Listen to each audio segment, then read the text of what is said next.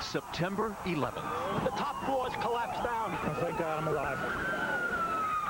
That was then. This is now.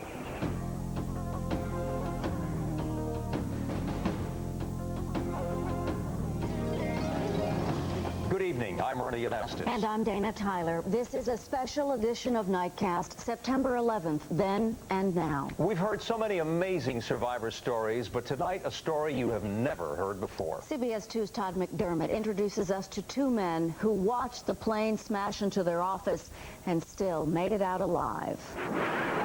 From the ground, we watched in horror as United Flight 175 slammed into Tower 2. Now imagine being Loan Officer Stanley Praimnath. He was on the 81st floor. Here I see the biggest aircraft ever bearing down on me, eye level. And my mind is reacting fast. And this plane is coming with a lot of speed. I can still hear the sound. Upon impact, Stanley dove underneath his steel desk. Hundreds perished instantly, including 18 of Stanley's Fuji Bank colleagues. But somehow, he survived. I'm scared more than anything. When that plane crash landed in the building, the bottom wing was stuck in my office door 20 feet from where I was under the desk. And I'm thinking in my mind, it's going to burn and I'm going to die. Trapped under piles of debris, Stanley thought there was no way out. But then, out of the darkness, came a light. I could hear a banging on the wall or banging on something, and this voice calling in the darkness, "Help me, I'm buried, I can't breathe." Armed with a flashlight, Eurobroker's Vice President Brian Clark was escaping down the tower's one remaining staircase when he came to Stanley's rescue. Two men alive on that floor. Somehow he finds you and pulls you out of the rubble. And I'm thinking in my heart, am I dreaming? Am I really seeing a light? He said, "I'm Stanley," and I said, "I'm Brian. Come on, let's get out of here." And we made our way back to the stairs, and we started down. But the smoke-filled staircase was filled with people running up, thinking safety could be found on the roof. My instinct was to keep descending to test what was there. Against all odds, the men reached the ground floor. The only people we saw there were firefighters and cops, and they were cheering us on. Run, run, get out of the building. The two men ran to nearby Trinity Church for safety. This is where we reached, and we held onto this fence, and I'm telling him, Brian, this building is going. And I said, "There's no way." I said, "Those are steel structures. That's just carpeting and newspapers and furniture that's burning." And as I said that, the building just imploded. The tower they had escaped just minutes before was now a smoldering graveyard of dust, debris, and ash. They couldn't have known then they were two of just 4 people working in offices above where the plane hit Tower 2 who survived. It's just a sickening feeling. In the 6 months since that devastating day, Brian has returned to work and now manages his company's relief fund, which helps the families of the 61 employees they lost. I'm sad, very sad that these people aren't with us, because they were wonderful people. But you can't change it. So it's wasted effort to feel guilty. Guilt is something that Stanley still struggles with. My friends who went down when the building went, I still think about them.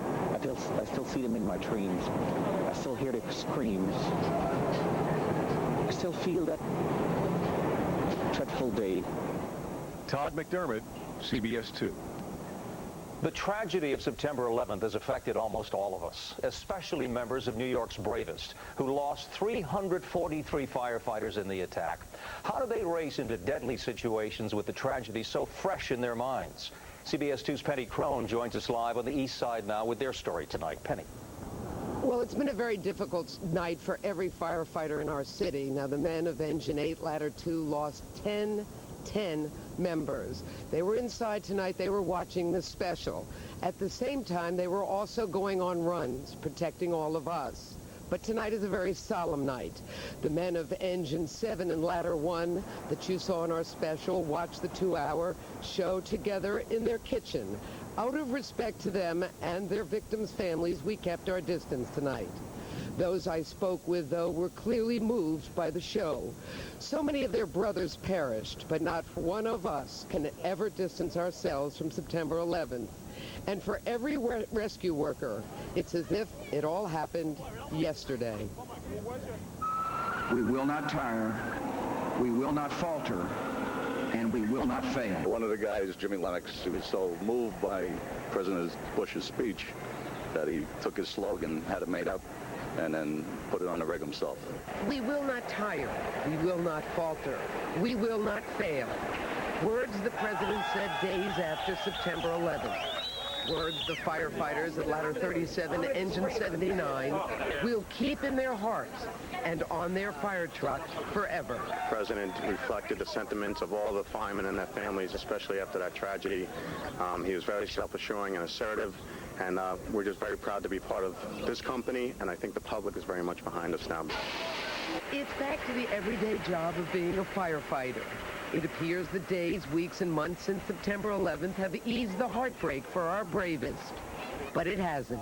Jerry Schrang, who was killed from Rescue 3 in the World Trade Center. I miss my buddies, first of all. And I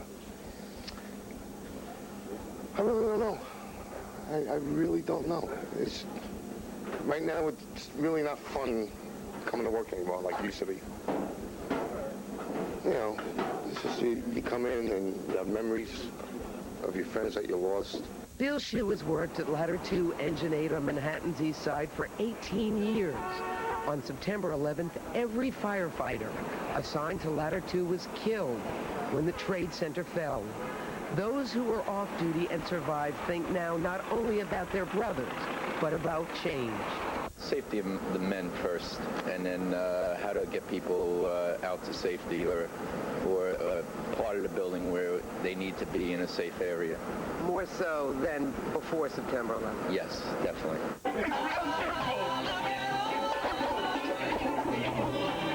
The meal for these men isn't only nourishing, it's a time to bond. The kitchen here at Engine 8 Ladder 2 is a lot different now. Yes, there's the firehouse humor. Penny doesn't like my disgusting looking zucchini.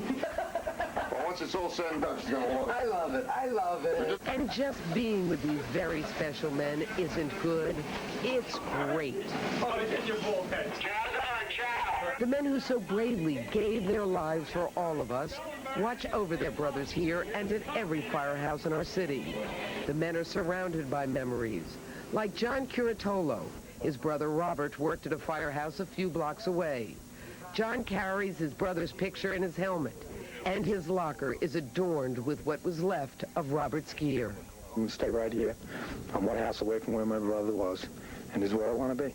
For these men, time hasn't healed their wounds, but they're heroes, and their dedication hasn't changed, and they say it never will. We will not tire, we will not falter, and we will not fail. And there isn't much else to say except from all of us at CBS 2 to all of our rescue workers and all of our firefighters, thank you.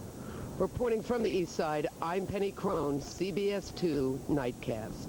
Now back to you, Dana. Penny, thank you. The New York City Port Authority and police departments were also devastated on that fateful day, but these are not lives lost in vain. Instead, the departments are dramatically changing how they work in order to save future lives. Our Kirsten Cole is live in Lower Manhattan to explain that for us. Kirsten. Dana, most of us have felt a change in the air since the attacks happened, and that change definitely extends to our relationship with law enforcement. Many of us now feeling a newfound empathy for men and women who never know what they'll face. We see them every day, walking a beat, working a police line, or just cruising through their precinct. But seldom do we think of the officers of the NYPD as people with faces and families, or about the danger they never know is coming until they're in the thick of it. 6 months ago, it swallowed them up and took 23 of New York's finest, 37 from the Port Authority, away from us forever. But from every battle, the soldiers learn lessons. Police Commissioner Ray Kelly is still studying, learning how the public's perception can change. The public is a lot more receptive to police practices, you might say, you know, being stopped or traffic stops, that sort of thing, and you can feel it. And things are already changing for cadets. With expedited courses at the Port Authority Academy, Kelly says even more changes are planned for the NYPD, since they've gone from fighting the crimes of an overwhelming city to trying to beat back global terrorism targeting Gotham. But they're facing a shrinking force and the specter of the past. The shooting of an unarmed Amadou Diallo by 4 police officers, the savage precinct house attack on Abner Louima, and the buy and bust operation gone bad that killed Patrick Dorismond. The shooting here of Patrick Dorismond, as well as that of Amadou Diallo and the attack on Abner Louima, were the height of the public's perception of a heavy-handed NYPD. But much of that has changed, according to the top brass at our city's police department, right down to the man on the street. And a lot of that has to do with September 11th. Before that, you basically had a, at least a minority, say, somewhat callous police department. You put a human face to it. It's nice to have people call up and say, you're doing a good job and we appreciate that you're here. And that's all we look for. And it's sad that it took maybe something like this to get people to recognize that. It's a very difficult job to do, well. You do have a little bit more respect from people. I'd say that, the NYPD got a lot of bad press before September 11th. I think maybe, I don't know, it's a little bit more of a prideful thing to be a cop nowadays. They see now the NYPD is more than just police officers, that they were people. People who will never forget all that has been done for us. And that was Kirsten Cole. Coming up, 6 months after the tragedy, how safe is the air near Ground Zero? The surprising answer next. Plus, how an office worker turned into an instant hero to save a woman's life. Get her out of here. I'm going to get myself out of here, and I'm going home. And recovery workers describe what it's like being at Ground Zero 7 days a week for the past 6 months. We'll be back.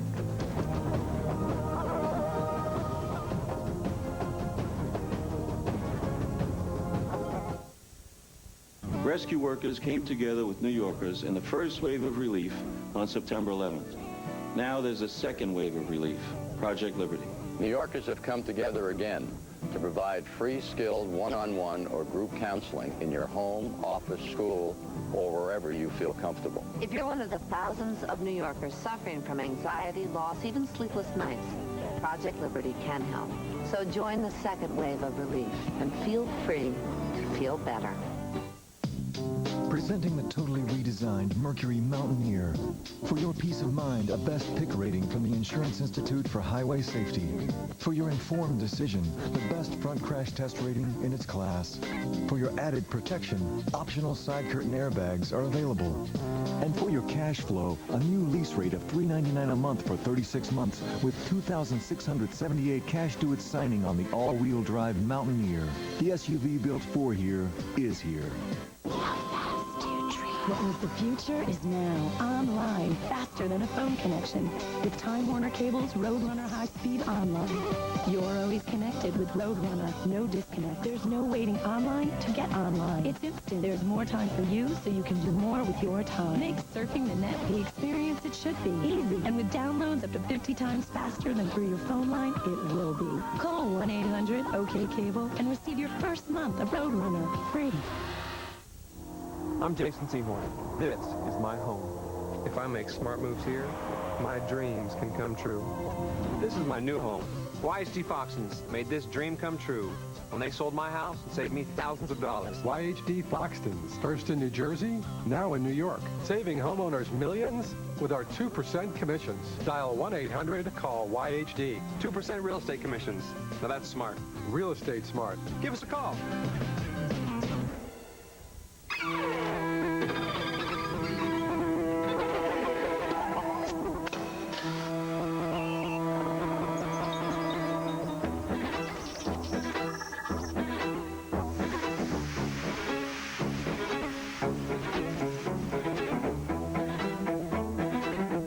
We didn't just build a better SUV. We built a better Mercedes. Introducing the redesigned 2002 M-Class. News on CBS 2 is brought to you by Mercedes-Benz on the web at MBUSA.com.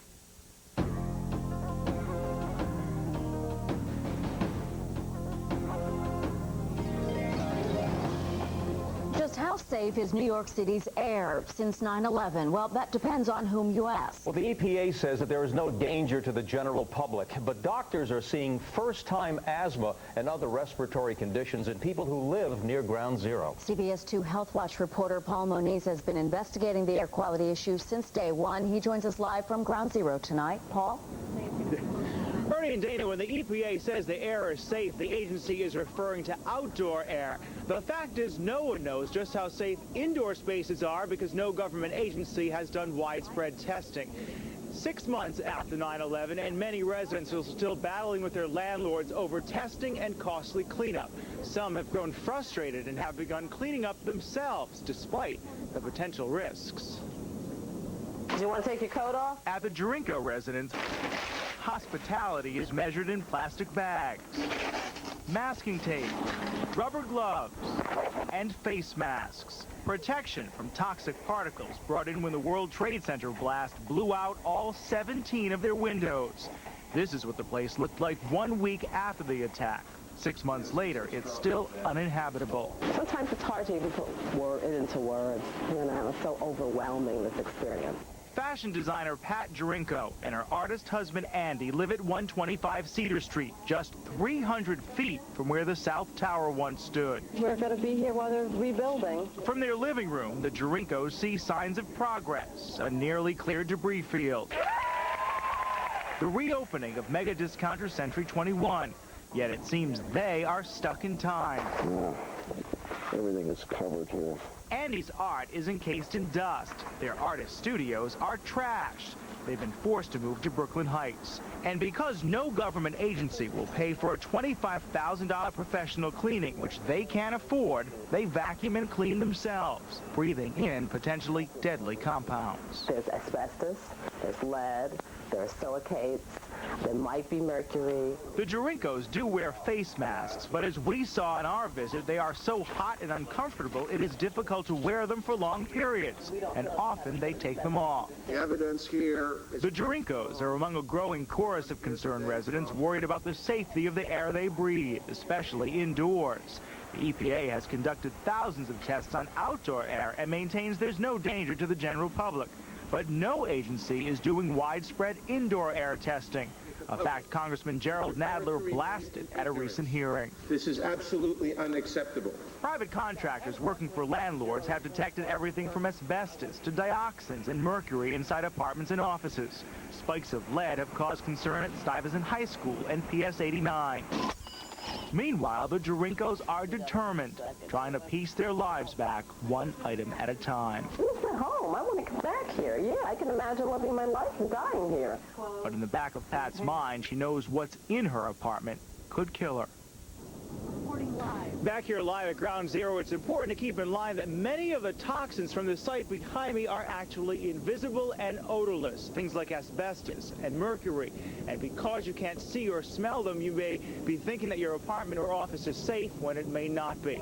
Tomorrow, for the first time, a recently established indoor air task force by the EPA will meet. We will have more on that, of course, tomorrow. And many people are calling for door-to-door testing to make sure that all indoor spaces are safe.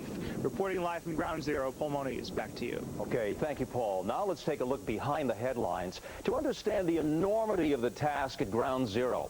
The recovery site covers 16 acres of land. The pit is some 7 stories or 70 feet deep.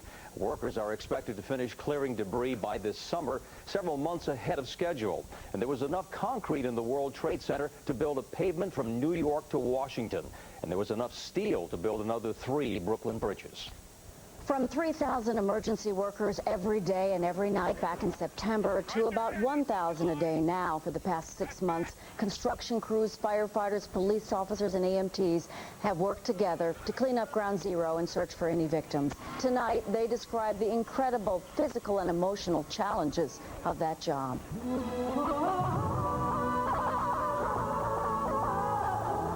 What you see on TV and what you see in the paper just does not reflect the magnitude, the intensity of what's here. They have cleared more than 1 million tons of debris and recovered thousands of buried souls. It's been really rough. We've, come apart body parts, and my guys, some of them really had a tough time handling it. What about the personal sacrifices you've had to make? Well, away from my family, 12-hour days, 7 days a week. I'm proud. That's what makes me wake up every single day. I know how to wake up like 5 o'clock in the morning to get here at 7. I don't mind. At first, they say we cheered them on as heroes.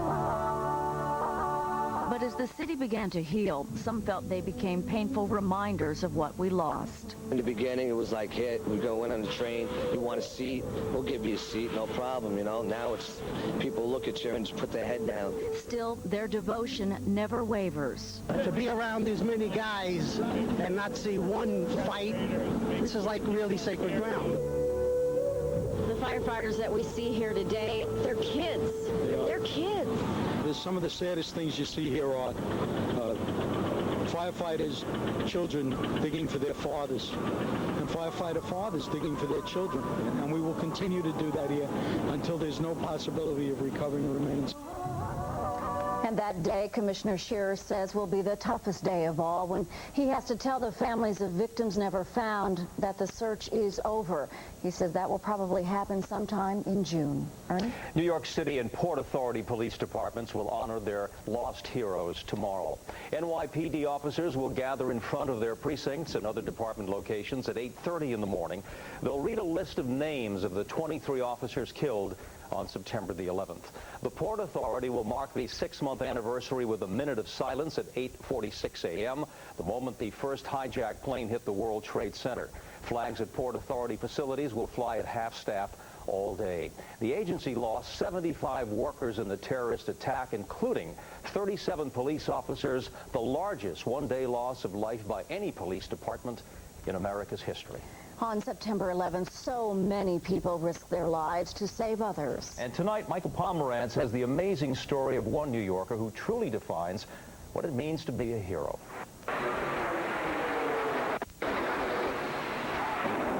One of my reps screams, "Oh my God," and the building's starting to violently shake.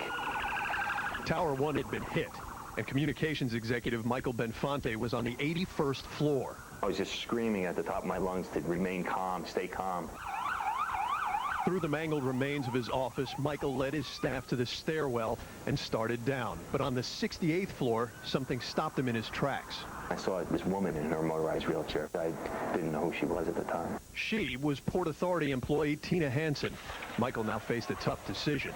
Should he continue with his team down the stairs to safety, or stop to help this complete stranger and risk perishing in the flames? I don't think I would have been able to live with myself unless I helped her. As precious seconds ticked away, Michael and a co-worker, John Sakara, lifted Tina up in her wheelchair and began the long and perilous descent down 68 flights of stairs. I was like, I'm going to get her out of here, I'm going to get myself out of here, and I'm going home. And that's all I thought about. For an hour and 40 minutes, through smoke and debris, Michael and John carried Tina and her wheelchair down the 68 flights of stairs of Tower 1. But as Tina, Michael, and John reached the crowded bottom floors of Tower number 1, panic set in as rumors circulated that Tower 2 had just collapsed. I didn't want it to enter my head, but I knew the situation wasn't getting any better. Always try to think about the light at the end of the tunnel. Finally, daylight came. Michael and John rushed Tina to a nearby ambulance. That's when she finally became upset. She started to cry, and she motioned for me to give her a hug. So I stepped into the ambulance and I gave her a hug. After 100 death-defying minutes together, down 68 flights of stairs, Michael and John finally said goodbye to Tina. Just minutes later, they were running for their own lives as Tower 1 fell to the ground. It's overwhelming. I just can't believe I'm here sometimes. In the following weeks, Michael and John were celebrated as heroes. The words, I'm glad to be here, as you can imagine, have taken on a whole new meaning. But Michael says these happy moments can't overcome the sadness he still feels 6 months later. I've been going to church every Sunday again, and sometimes when I'm in church, it's hard to keep it together. The firemen haunt me a lot, and the fact that I was going down and they were going up. You know, if you talk about heroes and you talk about bravery, that's being brave. As for Tina, Michael had never even asked her name. Luckily, they were reunited days later through a reporter at People magazine. I'm really glad to know him. I'm glad he was there. There were so many things that I could have done differently that would have made a difference of whether I'm sitting here today or not. Whether I decided not to help Tina and I got out at the time the Tower 2 was falling, maybe she was there to save us. Michael Pomeranz, CBS 2. And after the terror attacks, America faced another harsh reality. It was time for war. Tonight, signs the battle is slowing down, but far from over. Then ratting out the terrorists who caught a nation off guard. See why 6 months later, the number of arrests is actually very small.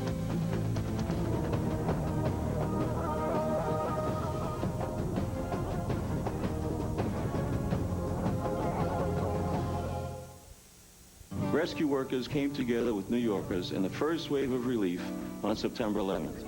Now there's a second wave of relief, Project Liberty. New Yorkers have come together again to provide free, skilled one-on-one or group counseling in your home, office, school, or wherever you feel comfortable. If you're one of the thousands of New Yorkers suffering from anxiety, loss, even sleepless nights, Project Liberty can help. So join the second wave of relief and feel free to feel better.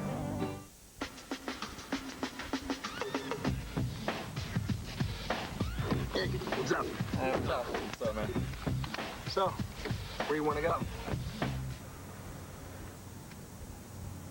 What do you mean?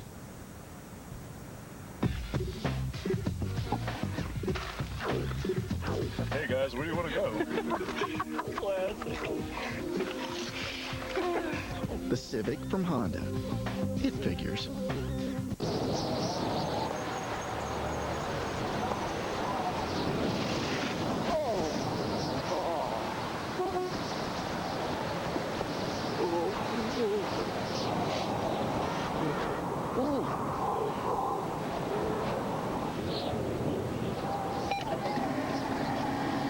Fleet ATMs let you preset for one-touch withdrawals. There's a way to make banking better, and we're working on it. If you or a loved one have ever taken the drugs Fondamin or Redux, also known as FinFin, you may be entitled to compensation. It may not matter if you've already registered for the national settlement. It may not matter if a previous echocardiogram failed to show injury. If you or a loved one have taken FinFin, call 1-877-200-5900 to see if you qualify for a free echocardiogram. The settlement deadline is set and fast approaching. It is urgent for you to act now. Springtime. The perfect time for Volvo's spring break. When you'll find special values on every 2002 Volvo. Like the spirited Volvo S40. But remember, these special offers end March 31st. Volvo's spring break.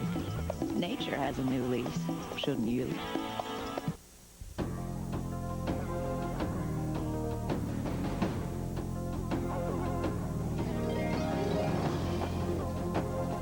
Take a look now at the latest facts on the terrorist attacks. More than 2,800 people died at the World Trade Center site.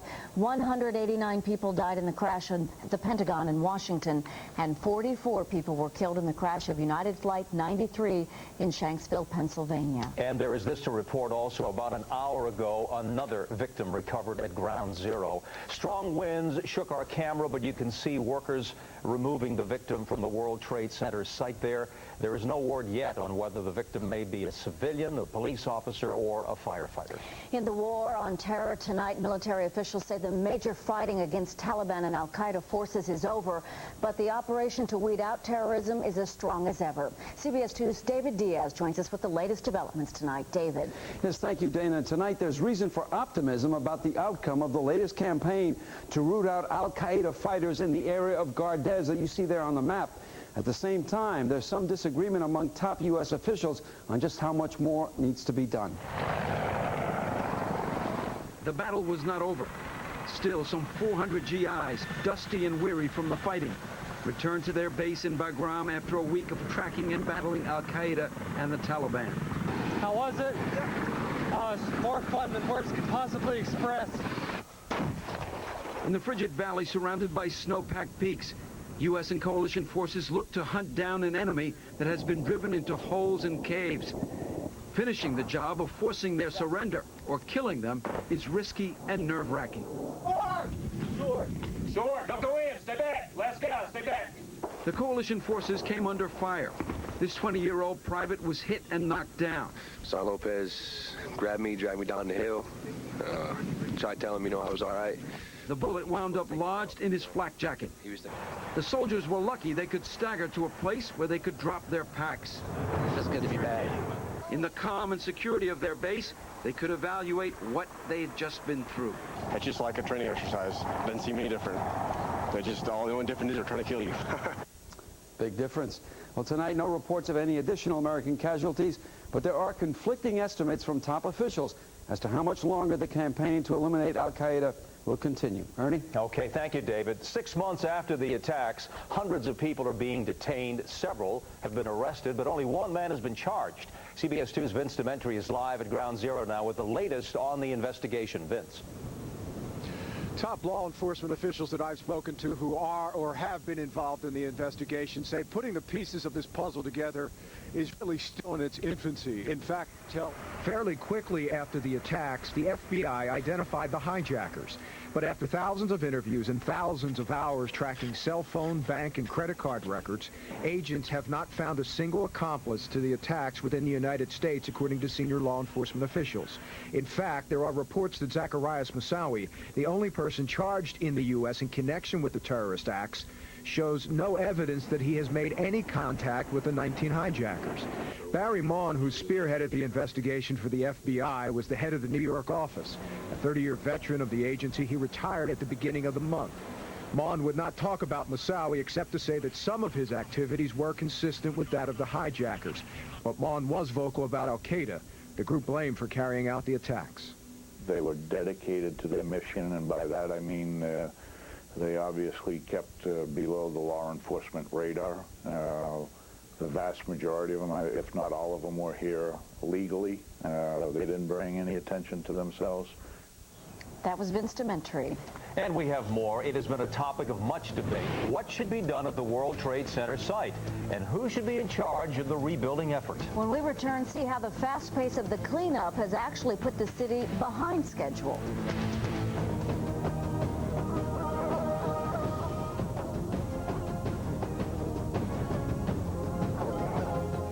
Rescue workers came together with New Yorkers in the first wave of relief on September 11th. Now there's a second wave of relief, Project Liberty. New Yorkers have come together again to provide free, skilled one-on-one or group counseling in your home, office, school, or wherever you feel comfortable. If you're one of the thousands of New Yorkers suffering from anxiety, loss, even sleepless nights, Project Liberty can help. So join the second wave of relief and feel free to feel better.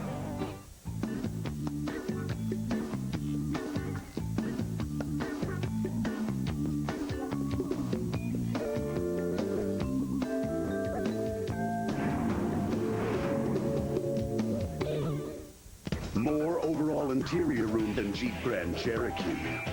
More standard towing capacity than Ford Explorer. More horsepower than Toyota Sequoia. We gave the all-new Chevy Trailblazer a lot more, except here. Now, lease a 2002 Trailblazer 4-wheel drive LS for as low as $369 a month. Residency restrictions apply. Call for important lease details. After driving one, everything else just seems kind of weak. Trailblazer at your local Chevy dealer. I wonder how many of them are ready for the day when they head home for retirement.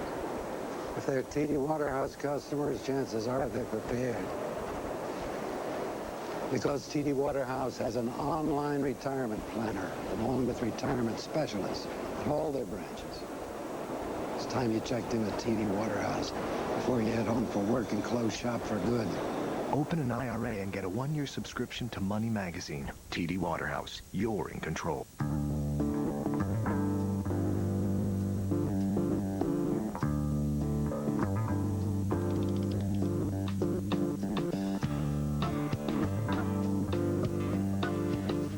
the things that make your room your room. What's your request? Join Wyndham by Request. Now save up to 35% at any participating Wyndham Caribbean resort. Visit Liberty Travel or call 1-877-934-3500.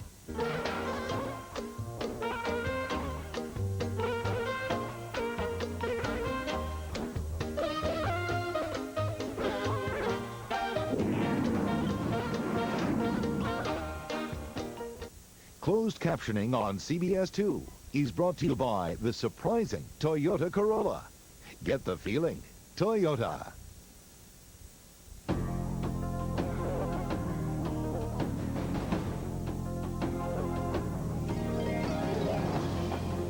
While we look back over these past 6 months, many are looking ahead. We visited Ground Zero recently, talking with some of the people who are dealing with a very difficult decision of what to do with the site. They predicted a year. A year would have been enough time. Time to figure out what to do with the World Trade Center site. Who should do it, and when it should be done. It was very difficult establishing a schedule back in September when this occurred. There were so many unknowns. But after 6 months, the cleanup effort has been so successful, it outpaced the city's efforts to draft a master plan. We're now forced, maybe sooner than we'd like, to decide just what to do with these 16 acres. 6 months have passed since that fateful day. Volunteers and construction workers are just about gone. And standing here in this massive site, it's hard to imagine what was once here. Ken Holden, the commissioner of New York's Department of Design and Construction, gave us a tour of the site. Does it make it really difficult to think about what should be done here when there are bodies being removed almost on a daily basis? I think it makes it extraordinarily difficult to try to think clearly and objectively about what the future is. A future that everyone has an opinion about. That's a form of defeat if you don't put them back. Nick Barber from Middletown, New Jersey, says he likes the idea of a new landmark building. What should it look like? I think out of respect, it shouldn't look like the original. But Nick's is just one opinion in a complicated tug of war over what to do with the site. Many people come to this with tremendous emotional and powerful feelings, and I think it's hard to gain a consensus. The Twin Towers were purchased last July for $3.2 billion. The owner now wants to replace the gaping hole in the city skyline with a bigger and better skyscraper.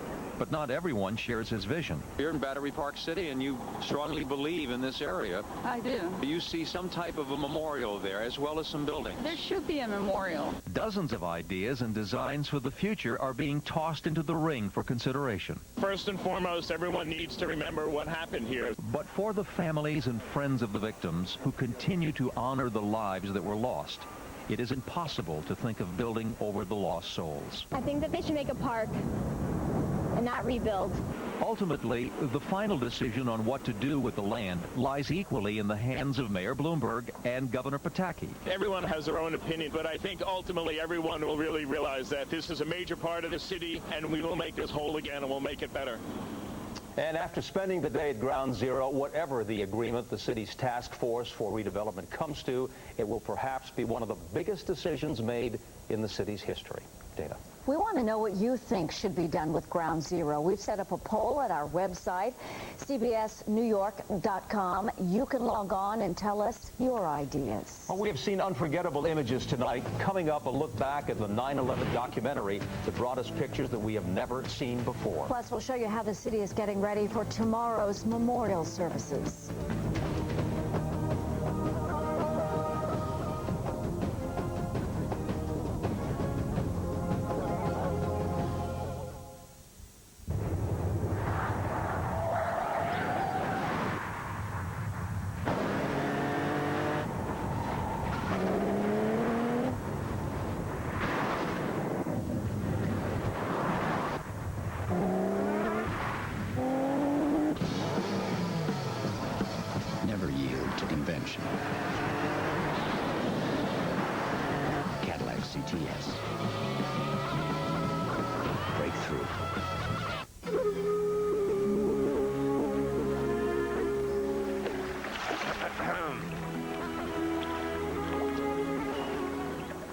How'd you find this place? The Yahoo. Wait. What? How did you learn how to talk? Yahoo.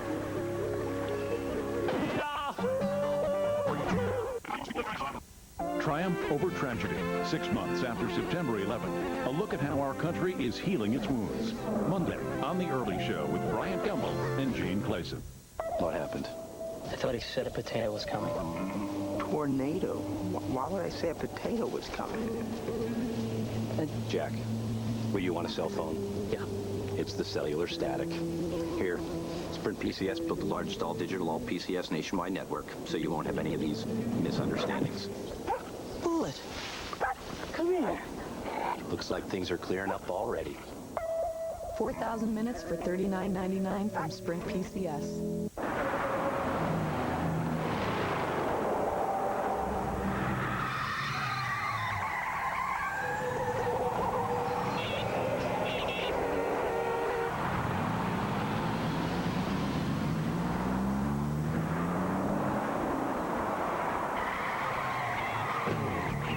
A pork chop can be lower in fat than a chicken breast, but it's true if it's Smithfield Lean Generation pork. Smithfield Lean Generation. Pork never looks so good.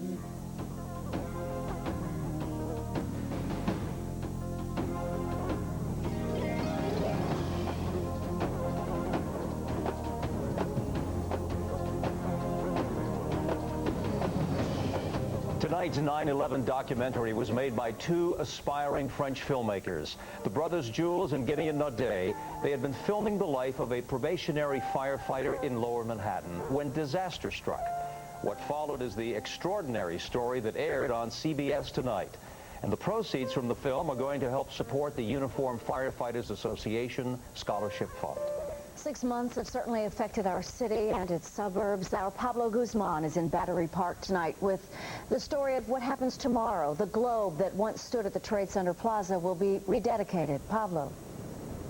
It's been 6 months, Dana, and folks are still talking about it. I think New York has changed because New York is a city of change. And I hope it's for the better. I think everyone that was here, it's something that people won't forget. People have short memories, unfortunately. What we still see everywhere, of course, are the flags, a symbol now not only of patriotism, but of we're still standing. Of course, that flag is also being used to sell, and a lot of selling on scales both small and large. Step right up, photos here, the towers before and when it happened, and while there is, with good reason, an outcry against such profiteering from a disaster or from bootlegging the symbols of the NYPD and fire department, there is no denying that people want something to take with them, to have at home, to remember. It's hard to forget. 6 months since September 11th, the routine has returned, but not yet there, if you know what I mean, as far as normal. That police checkpoint, for example. Is it for seatbelts, DWI, or looking for terrorists? Firefighters have taken on quite an aura. Heroes and, yes, sex symbols. Another reason for the bravest to strut, but at such a high cost. 6 months later, temporary memorials have been settled on, the most dramatic, of course, being these two columns of light.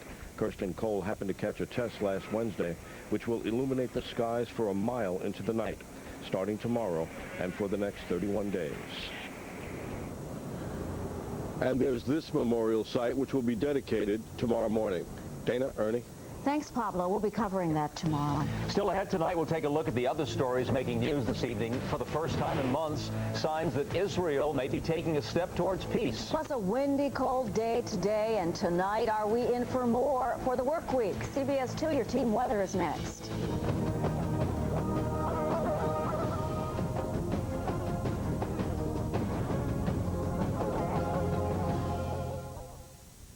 If it's new, if it's original, it's on Showtime. And Cable, offering hundreds of unique and daring programming choices. Now Cable offers new interactive services like high-speed online. You're always connected with a cable modem. There's no waiting to get online, so you get where you're going fast. Up to 50 times faster than dial-up. It's the internet the way it should be with a cable connection. Call 1-800-OK-CABLE for a $9.95 connection and the first month of Showtime and the movie channel free. And with high-speed online, get a 30-day money-back guarantee. Call today. Today is a time for all of us to stand tall. 6 months after the attack, how have we changed? What have we learned? Join CBS 2 for a special broadcast. 9/11 Then and Now, tomorrow at 5, 6, and 11.